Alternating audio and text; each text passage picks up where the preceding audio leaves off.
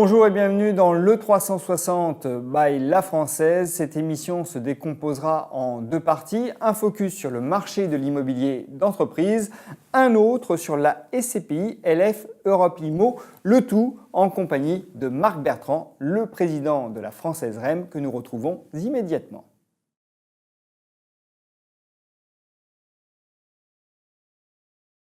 Marc, bonjour. Bonjour Vincent. Alors sur le marché de l'immobilier de bureau, on a l'impression que rien n'a changé puisque l'environnement, lui, n'a pas changé.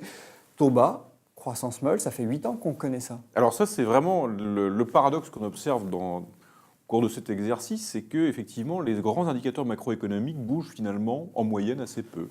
La croissance, alors c'est très particulier à la France, puisque la croissance, elle est quand même très différente dans d'autres pays, notamment en Europe. Mais la croissance française, elle est toujours molle. Alors cette fois-ci, on nous la promet entre 1 et 1,5%, très bien. Et puis les taux, ils sont toujours aussi bas, c'est même de plus en plus bas.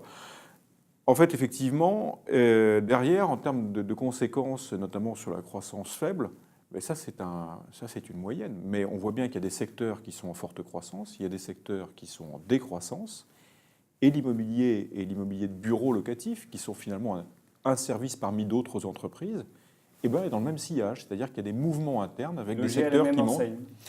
Logés à la même enseigne parce que un service, encore une fois, parmi d'autres des entreprises. Alors parlons du locatif. Quels sont les segments de marché porteurs aujourd'hui ?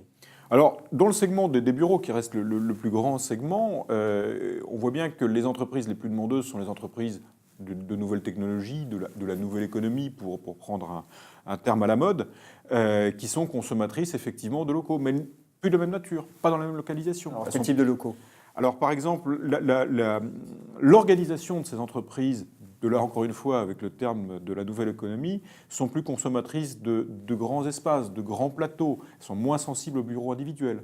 Par contre, ce sont des entreprises et notamment des jeunes qui sont plus consommateurs de connectivité, qui sont plus consommateurs de services particuliers à l'intérieur, et qui sont beaucoup plus friandes de centres-villes et de centres urbains que de périphéries. C'est véritablement des mouvements qui sont à l'œuvre dans le marché. Donc oui, il faut qu'il y ait des logements et également des commerces aux alentours.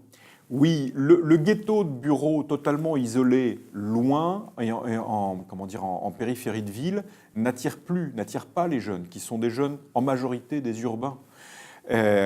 Donc il y a soit des quartiers de bureaux, qu'on appelle des quartiers centraux d'affaires, qui sont très connectés, très proches du centre de la ville, soit, et ce sont des nouveautés, une nouvelle ville organisée avec une mixité déjà prévue par les urbanismes entre bureaux, logements, commerces, espaces verts. Donc ces nouvelles villes, si j'ose dire, sont des quartiers attractifs. Alors face à cette demande qui émerge et qui est soutenue par la nouvelle économie, comment se comporte l'offre ? L'offre, elle évolue, mais elle évolue à la vitesse de la ville. Donc la construction neuve, donc elle est malgré tout, et c'est une bonne nouvelle, sous contrôle, parce qu'on ne produit pas trop de bureaux par rapport à une demande qui est malgré tout en moyenne relativement atone. Et après, il y a de la rénovation. Et l'effort de rénovation, c'est ce que l'on suit, puisqu'on s'adapte nous-mêmes à l'intérieur de la gestion de nos parcs immobiliers. On suit cette demande et on va accentuer les politiques de repositionnement d'immeubles en restructurant, en faisant des travaux, en créant des espaces de service à l'intérieur des immeubles pour suivre cette demande. Alors, on comprend bien à vous écouter tout de même que cette offre s'ajuste à une demande qui est forte, mais elle ne fait que s'ajuster pour le moment. Du coup, est-ce qu'il y a une tension qui se répercute sur les loyers ? Alors, on l'observe déjà après un cycle de loyer qui a été plutôt pénible sur les 8 dernières années, qui était généralement plutôt un cycle baissier des loyers, avec en plus pas d'inflation.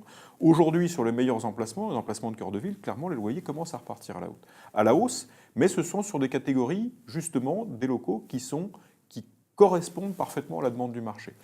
Donc, encore une fois, une apparence de stabilité du loyer, générale des loyers, de stabilisation des loyers. On a encore des loyers qui sont en phase d'ajustement sur certains emplacements et certaines catégories d'immeubles, et des loyers qui commencent déjà à repartir un petit peu à la hausse, principalement sur les quartiers centraux d'affaires, sur les immeubles modernes. Alors ça, c'est pour les loyers. Parlons un peu de l'investissement.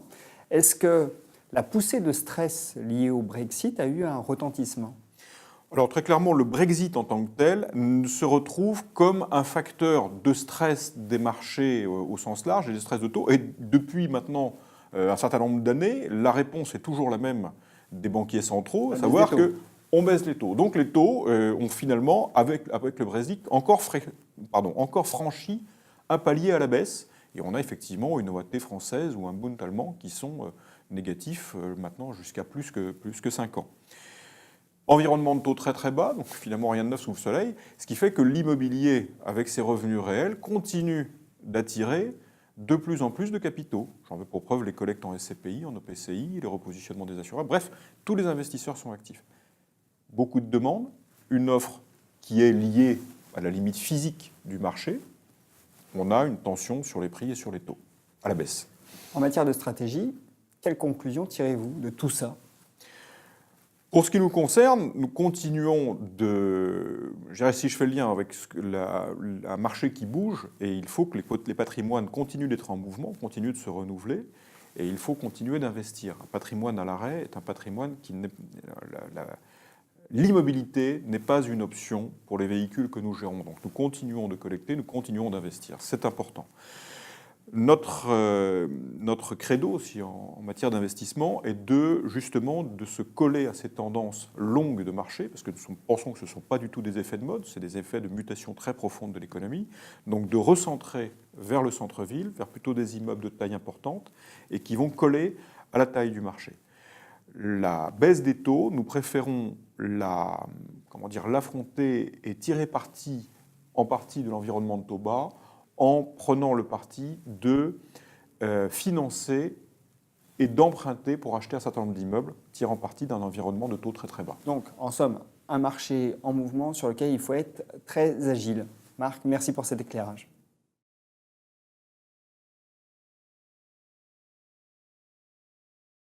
Marc, on se retrouve sur ce plateau pour parler d'une SCPI, LF Europe Immo. Alors pourquoi parler d'une SCPI? Déjà parce que le marché des SCPI, elle va en poupe.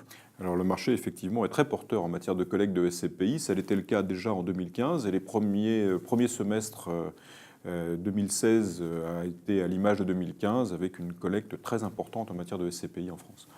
Alors, parlons maintenant un peu de ce que vous faites en matière de SCPI. Et du côté de la française, vous avez décidé d'élargir votre gamme à l'Europe. Oui, nous avons choisi de déployer une politique d'investissement hors de France, de proposer des investissements hors de France à des épargnants français. Alors, à titre de diversification de patrimoine existant, donc dans des SCPI existantes, mais également de créer un véhicule spécialement dédié à cet investissement dans la zone euro, donc LF Europe Immo. L'idée, c'est de capter des opportunités ailleurs, parce qu'on est sur un marché en France un peu mou et que ailleurs, en zone euro, justement, ça peut se passer mieux. Oui, la croissance française, c'est un secret pour personne, n'est pas très florissante. En dehors de France, et singulièrement chez nos voisins allemands, le cycle économique est quand même beaucoup plus intéressant.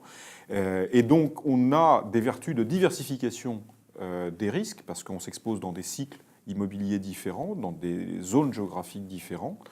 Et ça procure et des rendements et des vertus de diversification à des épargnants. La volonté, on la comprend bien. La légitimité? Nous avons fait nos propres investissements en termes d'équipe avant de proposer aux épargnants d'investir via nos services dans ces pays. En d'autres termes, on s'est équipé d'équipes locales en Allemagne, à Londres, en plus de nos équipes en France, et ça nous permet en plus de servir un certain nombre de marchés périphériques de ces grands pays. Alors je l'ai dit, le sujet là, c'est LF Europe Immo, et c'est une SCPI où vous investissez beaucoup en Allemagne. Parce que nous avons une équipe et parce qu'on croit fondamentalement à ce marché. Ce marché, organisé un peu différemment de la France, qui est malgré tout très centré sur Paris, il est centré, cette fois-ci, il est polycentré autour de grandes villes allemandes, de 7 grandes villes allemandes et tout un écosystème qui va autour, et qui procure des marchés locatifs, donc des villes entre 1 million et 2 millions d'habitants, qui ont déjà une profondeur de marché qui est intéressante, qui est souvent supérieure aux grandes villes de province françaises. Donc c'est une alternative très intéressante d'investissement. C'est un marché qui bénéficie d'une économie plutôt porteuse. Oui, la croissance allemande est enviable. Donc les loyers sont en expansion? Alors, pas partout. Donc il faut descendre un niveau, un peu comme chez nous. Il ne faut pas rester au niveau global, il faut surtout descendre au niveau local. Les loyers sont en croissance dans un certain nombre d'agglomérations de façon intéressante et beaucoup plus dans les centres-villes qu'en périphérie. C'est là que vous investissez, dans les centres-villes? Oui, nous avons choisi d'avoir une stratégie d'investissement très qualitative, cœur de ville, dans des immeubles récents, bien placés, en centre-ville, qui bénéficient d'une bonne accessibilité, parce que nous pensons de manière générale que c'est là que se crée et se créera la valeur. Et c'est également les segments qui sont les plus liquides du marché si nous avons besoin de revendre. Alors, j'ai dit que vous investissiez beaucoup en Allemagne, aujourd'hui principalement en Allemagne. Alors, est-ce que vous allez élargir le portefeuille à d'autres pays? Alors, nous avons déjà investi sur un immeuble en France, parmi les 130 millions d'euros d'investissement que nous avons réalisés. Et d'ici la fin de cette année, nous avons pris position, donc nous avons engagé un investissement et nous le concrétiserons avant la fin de cette année aux Pays-Bas, donc à Amsterdam pour être précis. Donc un immeuble très bien placé, cœur de ville, qui commencera cette stratégie de diversification en dehors de l'Allemagne. Aujourd'hui, la SCPI LF Europimo capitalise combien? Donc on est à peu près à 130 millions d'euros d'investissement, donc qui a été déployé sur 8 investissements dans les plus belles villes allemandes. Donc nous avons, je ne vais pas tous les citer, mais nous sommes investis à Munich, à Berlin, à Hambourg, à Francfort. Je ne vais pas encore une fois tous les citer, mais ce sont encore une fois des immeubles de cœur de ville et des immeubles récents et loués. Alors quand on parle d'investissement en Allemagne, il y a un autre attrait, c'est la fiscalité. Alors, la caractéristique, en fait, les règles de fiscalité immobilière sont à peu près homogènes dans toute l'Europe. Et pour dire les choses simplement, la fiscalité immobilière est due dans le pays où est situé l'immeuble. Voilà. Donc, un épargnant français via une SCPI qui investit en Allemagne est imposé une seule fois en Allemagne et ne subit pas de double imposition. Alors, c'est très important. Et le taux d'imposition en Allemagne des revenus immobiliers est inférieur au taux français, voilà, pour dire les choses simplement. Ce qui est assez avantageux aujourd'hui. Oui. Alors si on considère maintenant le pipeline, vous l'avez dit, Amsterdam principalement, c'est ça l'objectif? Alors le déploiement dans les pays du Benelux, aujourd'hui, ce qui est intéressant, nous analysons tous les marchés européens, plus d'ailleurs sous l'angle de quelles sont les villes et les agglomérations qui sont intéressantes que uniquement les pays. On va analyser la profondeur du marché locatif, la dynamique de loyer, l'offre, la demande, et on va regarder dans les différentes villes. Et aujourd'hui, les pays du Benelux, et singulièrement Amsterdam aux Pays-Bas, nous ont paru une bonne opportunité. Donc on a déployé clairement nos recherches. On étudie d'autres marchés, on les étudie en permanence, mais nous ne voulons pas aussi disperser trop nos efforts ni notre politique d'investissement. Nous restons sur une politique très qualitative et cœur de ville avec une sélectivité très forte, ce qui implique d'étudier beaucoup de dossiers. Marc, merci. Merci Vincent.